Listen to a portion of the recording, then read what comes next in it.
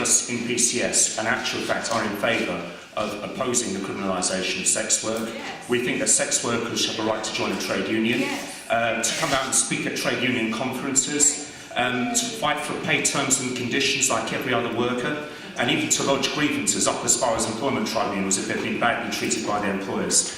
But also, secondly, there is the largest trade union, Unite, which is engaging in community trade unionism only for the last 2 years. They've been reaching out to sections like the unemployed, the students, the pensioners, the youth. But I also think this union should, another union should reach out to the sex workers as community trade union, in order, because there are many sex workers forced to do casualised sex work as well, not actually working for an employer. So I think that's important where trade unions need to reach to.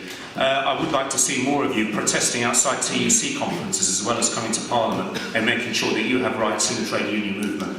I think that's very important. But secondly, also, we have to fight against prejudice, the demonisation of sex workers, and it's about time we start educating everybody, even children in schools, that sex workers are not to be demonised, that sex workers are not to be persecuted or discriminated against. I myself, just last year, when I was celebrating the history of Irish immigrants to Britain, we had a candlelit vigil for Mary Kelly, just near the spot where she was murdered in Whitechapel, the last victim of Jack the Ripper. She was the most brutally murdered of them all, probably the worst recorded sex crime in British history.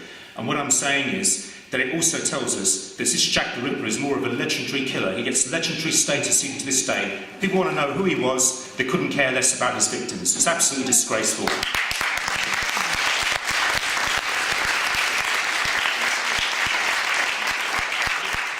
Finally, I'll just depart there, but it's about time we start educating society once and for all, stop demonising sex workers.